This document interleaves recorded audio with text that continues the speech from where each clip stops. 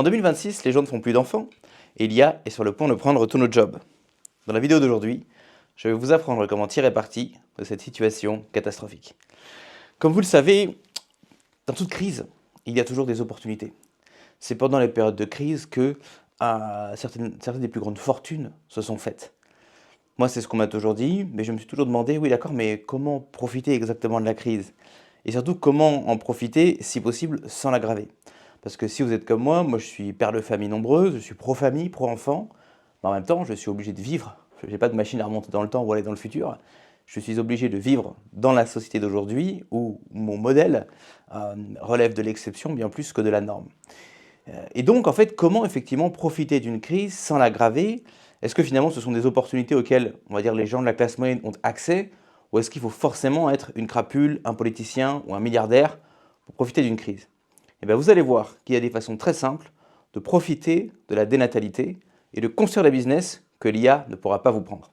Mais pour comprendre ça, il faut d'abord comprendre, en fait, d'où vient cette crise de la natalité, mais surtout, par quoi les enfants sont-ils remplacés? Ce qui m'a amené à me poser cette question, c'est que vous savez, je fais du Airbnb, et dans Airbnb, vous avez un onglet qui s'appelle Opportunités. Quand vous cliquez dessus, Airbnb va vous suggérer un certain nombre d'options pour pouvoir améliorer votre rentabilité. L'une des options qu'Airbnb m'a suggéré, c'était de mettre mes appartements en pet friendly. Pet friendly, donc autorisé aux animaux de compagnie. La raison pour laquelle j'avais jusqu'à maintenant interdit les animaux, c'est pas parce que j'aime pas les animaux, au contraire j'aime beaucoup les animaux, mais c'est parce que, comme vous le savez, je fais de l'arbitrage locatif. C'est-à-dire que je n'achète pas les appartements que je mets sur Airbnb, je les loue, donc à un propriétaire, en longue durée, et je les mets sur Airbnb. Souvent, les propriétaires me demandent de ne pas autoriser les animaux dans leurs appartements. Et c'est pourquoi, tout simplement, jusqu'à maintenant, j'avais refusé. Petite interlude, si ce business model vous intéresse, si vous voulez vous lancer là-dedans, sachez que c'est un business model très accessible et que vous avez un guide gratuit en description pour comprendre les bases de cette activité. Donc j'avais interdit jusqu'à maintenant le pet friendly. Jusqu'à ce que je réalise quelque chose. Et je vais vous spoiler la fin du raisonnement, ensuite je vais vous détailler le raisonnement. Aujourd'hui, les petits chiens sont l'équivalent de ce qu'étaient les enfants dans la société de nos parents. Eh oui. Vous savez, je m'étais intéressé à un moment donné à ce qui fait que pourquoi certaines personnes n'aiment pas les animaux alors que d'autres les aiment beaucoup. Pourquoi certaines personnes ont peu d'empathie envers les animaux alors que d'autres ont beaucoup d'empathie. Bon, c'est multifactoriel évidemment, mais l'une des conclusions des psychologues, c'était que ça venait de l'exposition. Si on avait grandi avec des animaux, on avait tendance à avoir beaucoup d'empathie pour les animaux, et à contrario, si on n'avait pas grandi avec, c'était un peu une espèce d'étranger pour nous finalement.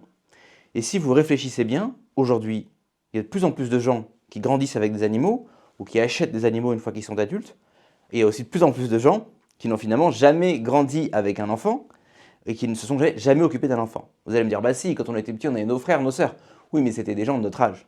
Quand je dis grandir avec un enfant, c'est par exemple, ça peut être le cas des générations précédentes, une personne arrivée à 11 ans, 12 ans, 13 ans, il y a un nouvel enfant dans la famille, ou bien il y a des cousins, cousines, et en fait on est amené à, finalement dès l'adolescence, à fréquenter des tout petits enfants, des bébés, etc.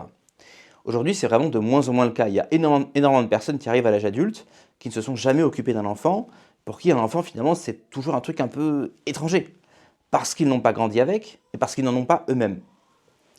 Ces gens-là remplacent leurs enfants par des chiens. Et c'est pourquoi, non seulement aujourd'hui, on voit de plus en plus de gens avoir de l'empathie, peut-être un peu même trop, enfin, je ne sais pas si on peut avoir trop d'empathie, mais traiter des petits chiens comme des enfants. Mais ce qu'on voit aussi, et ça c'est quelque chose que les gens ne soulignent pas assez, c'est qu'on voit de plus en plus de gens traiter les enfants comme, à une certaine époque, on pouvait traiter les chiens.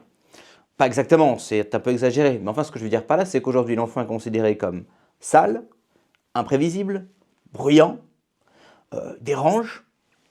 C'est exactement ce qu'on aurait pu reprocher à un chien il y a 50 ans. Pourquoi il y a 50 ans, on n'était peut-être pas autorisé à amener nos chiens dans des hôtels ou quoi que ce soit? C'est parce qu'on se disait, il va chier partout, il va laisser des poils, il va aboyer, il va mordre, il va abîmer, il va mordre une télécommande, il va abîmer le mobilier. Toutes ces reproches qu'on faisait aux chiens, aujourd'hui finalement, ne le fait-on pas aux enfants. Ils vont casser, abîmer, etc. Ils vont faire du bruit.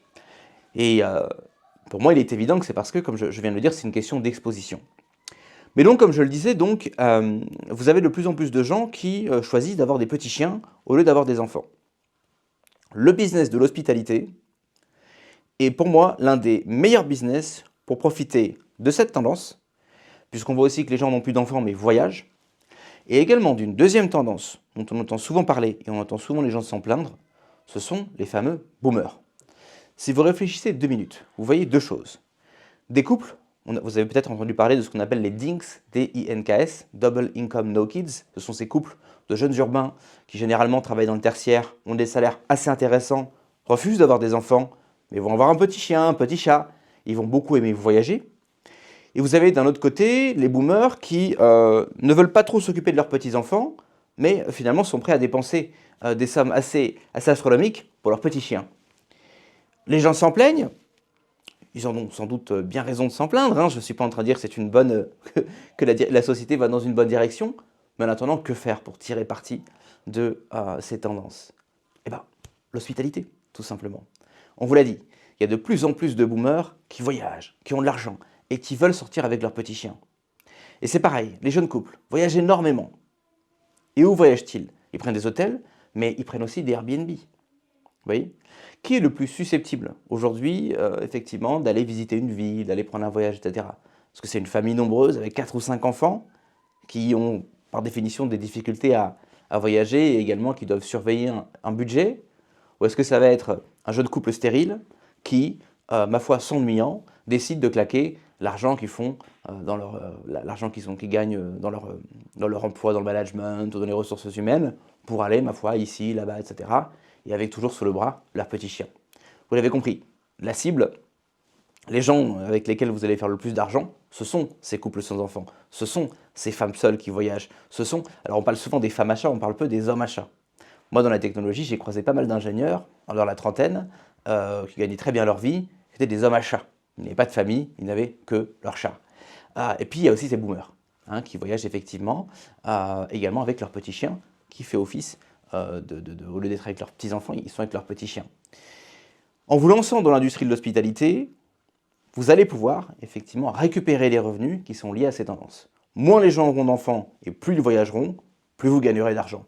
Tout simplement, puisque vous mettez à leur disposition des établissements para-hôteliers, pour le coup, qui leur permettent effectivement de vivre leur vie de jeunes aventuriers, comment dirais-je, de touristes, de gens qui aiment voyager, qui aiment découvrir, etc.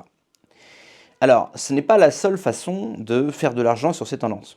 Moi, j'ai insisté là-dessus, puisque, effectivement, c'est l'activité que je pratique. Tiens, je précise aussi, avant de passer au sujet suivant, que, évidemment, quand vous avez des appartements sur Airbnb, l'IA ne peut pas vous les prendre. Comme ça, vous faites d'une pierre deux coups, vous profitez des gens qui n'ont plus d'enfants et qui préfèrent voyager avec leurs petits chiens, et en même temps, vous avez donc des appartements mis à la disposition de ces gens.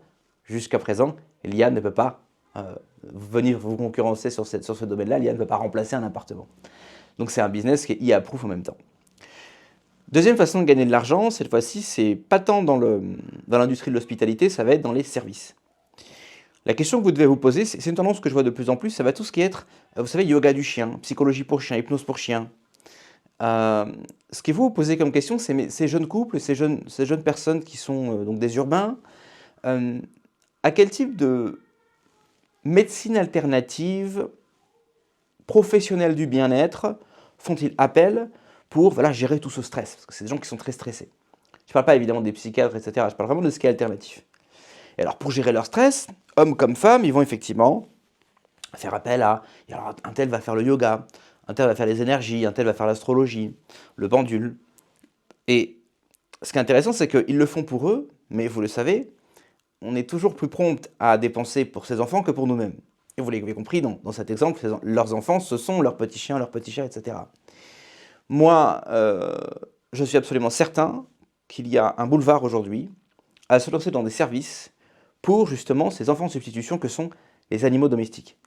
L'animal domestique en 2026 n'est plus traité, considéré de la même manière qu'il pouvait l'être dans les années 2000. D'accord ? Vous avez aujourd'hui des gens qui sont capables de dépenser des sommes conséquentes parce qu'ils considèrent que il faut faire l'astrologie pour mon chien. Il faut effectivement que mon chien puisse avoir des séances de kiné. Il est toute la journée enfermé dans mon appartement, il est stressé, alors il va avoir besoin d'un psychologue. Et alors voilà, et donc le yoga du... Je suis désolé. je rigole, mais c'est très sérieux ce que je dis, il y a vraiment de l'argent à faire là-dedans. Tout ce qui est yoga du chien, astrologie du chien, kiné du chien,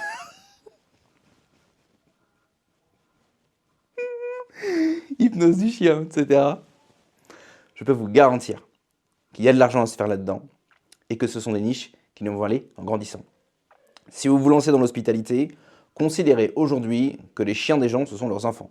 Donc si vous vous dites, j'ai un établissement hôtelier, des gens viennent en vacances, ils vont forcément voyager avec leurs enfants, eh bien, leurs enfants en 2025-26, ce sont leurs petits chiens. Donc priver les gens de leurs petits chiens, c'est littéralement leur dire de voyager sans leur famille. Vous vous tirez une balle dans le pied. Si au contraire vous adoptez cette trend, que maintenant je vois être en train d'adopter par de plus en plus d'hôtels, j'ai vu que le Ritz à Paris était devenu pet friendly. D'ailleurs, je ne sais pas si vous avez remarqué, mais en même temps, vous avez deux tendances. Vous avez de plus en plus d'hôtels qui interdisent les enfants, je parle des vrais enfants, et de plus en plus d'hôtels qui autorisent les animaux de compagnie. Et des fois, ces deux tendances vont venir se superposer, et vous allez avoir des hôtels qui sont interdits aux enfants, mais autorisés aux animaux de compagnie. Évidemment, je ne vous recommande pas d'interdire votre établissement ou votre Airbnb aux enfants. Déjà parce que c'est immoral, à mon avis, là pour le coup, c'est aggraver la crise, mais aussi parce que c'est vous tirer une balle dans le pied business-wise.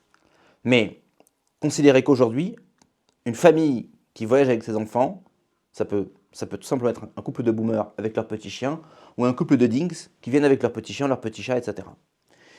Donc, surfez sur cette tendance dès maintenant, puisque petit à petit, ça va se démocratiser. Je pense qu'un jour, tout le monde le fera. Je pense qu'un jour, en fait, les plateformes comme Airbnb, etc., en fait, vous n'aurez plus le choix. Ce sera pet friendly par défaut.